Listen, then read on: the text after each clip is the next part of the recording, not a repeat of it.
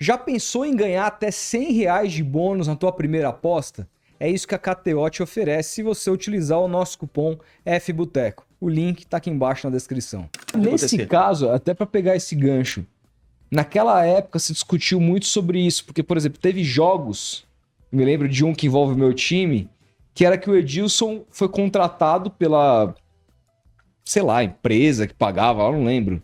Mas ele foi contratado para roubar o Santos contra o Corinthians. Só que o Santos venceu o Corinthians e venceu ele. E anularam o jogo mesmo assim.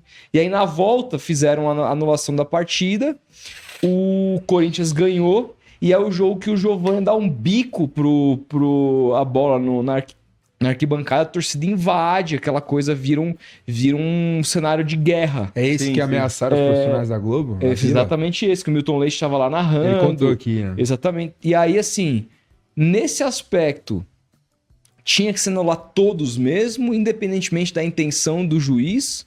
Ou fala, porra, cara, ele tentou roubar pros caras e foi vencido, não tem que anular essa porra aqui. É o bom senso.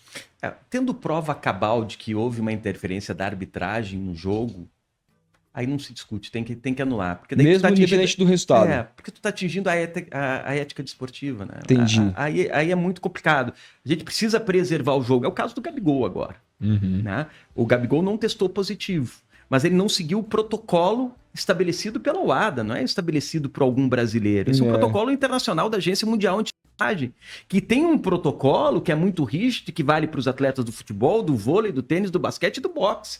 Qualquer atleta profissional sabe que a UADA pode chegar na casa dele, de férias, ele tá tomando uma com os amigos, brincando, namorando, e se a UADA bater lá, ele vai ter que sair, atender a UADA e fazer o xixizinho. E de acordo com o protocolo estabelecido, que eles são obrigados nas férias, em qualquer momento. Cara, pode chegar às 7 horas da manhã em 7 casa. horas da manhã. Teve um caso agora do John Jones, cara, que chegaram lá pra pedir o exame antidoping, ele tratou super mal a mulher, ameaçou a mulher, o cara, falou que ia enfiar a porrada, não sei o que e tal, e ele pode ser suspenso. Meu, com certeza vai ser. Porque tu precisa respeitar esses protocolos, porque qualquer erro nesse protocolo pode dar interferência no exame. E o doping é algo que o esporte precisa proteger, porque atinge o fair play, o jogo limpo, e a paridade entre os competidores. Tu tem um ganho desportivo se tu usa de artifício, que é o do doping. Então, e eles relatam que não viram o Gabigol fazendo xixi. Pois é, isso pra mim, assim, esse é o problema. Porque a gente tem o caso de vários atletas que foram punidos pelo esporte, pela justiça desportiva, que não testaram positivo para doping. Caso clássico do ciclista, do Lance Armstrong. Né? Um dos maiores nomes da história do ciclismo e do esporte, nunca testou positivo, mas faz parte de um dos maiores escândalos de doping da história. Então, por causa disso, e entendendo a gravidade, o protocolo ele é rígido e precisa ser respeitado. Tanto que é tipificado.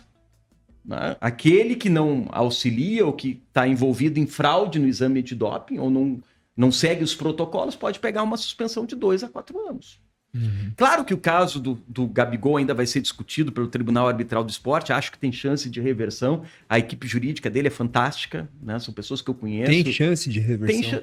Tem chance, porque o próprio julgamento no Brasil foi muito equilibrado. Quando tem 6-5, é porque tu tem uma leitura da absolvição também muito forte. 5 especialistas no assunto, que são julgadores do assunto, entenderam que ele não podia ser culpado. Ele teria que ser absolvido. E 6 entenderam que ele deveria ser culpado. E por 2 anos. Então, tu tem duas leituras muito inteligentes. Isso pode aumentar. Se a Justiça Desportiva do Brasil, a ABCD, entrar também com recurso no Tribunal Arbitral do Esporte. E aí pode ser ampliada a pena. Se só o Flamengo entrar com esse recurso, aí pode ficar 2 anos ou ser absolvição. Mas pode aumentar. Normalmente as duas partes recorrem. Se uma vai recorrer, a outra parte recorre também.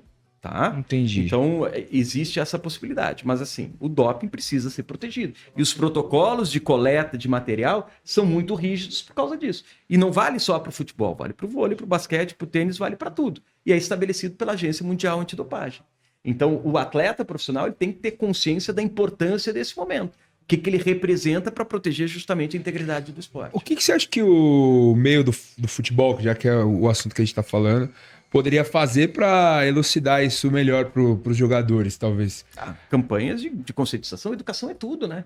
Tu precisa ter dentro do clube, e olha, e não é só pro doping. Porque eu falo isso, André, porque eu me surpreendi com toda essa repercussão, porque eu confesso, minha ignorância no assunto, eu não sabia que era tão rígido assim. Cara, mas que era tão, sabe? Cara, mas assim, ó, é rígido. E o atleta, ele tem a obrigação de saber. Claro. E a manipulação de resultados que tu tem atletas, ainda do futebol brasileiro, apostando e se deixando como se fosse uma brincadeira. O cara vai me dar 20 mil para eu ganhar aqui um cartão amarelo. Isso não tem nada a ver, é grande coisa também, não muda o resultado. Não sabendo que aquilo é grave e que ele pode ser banido do futebol. De ponta, das séries A e B.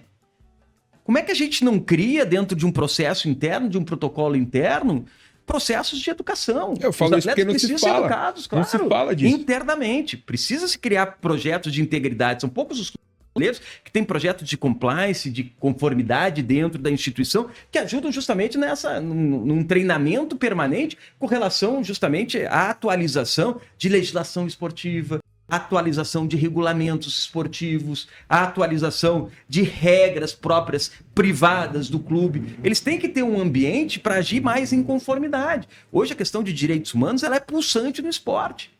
Hoje, inclusive alguns clientes meus, a gente já coloca em contrato, né, dentro de um clube, de uma entidade, que a proteção de direitos humanos ela é inegociada.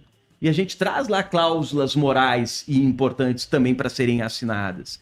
Então, isso exige, obviamente, também um trabalho educativo, né? O que representa uma agressão, um ato discriminatório? O que eu posso falar e isso não vai me trazer um prejuízo pessoal ou não vou ter que pagar uma multa interna no clube? Então, isso passa, obviamente, por um processo de educação interna.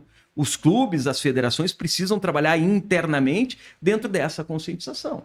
Então, para melhorar a manipulação de resultados, a gente precisa de uma justiça desportiva forte, que pega e puna com rigor aqueles que comprovadamente, de maneira irrefutável, estão envolvidos com manipulação de resultado, né, e com doping também, obviamente, mas a gente precisa criar projetos de conformidade dentro de todas as instituições e a gente precisa trabalhar com educação, porque educação é a base de tudo, a conscientização é a base de tudo.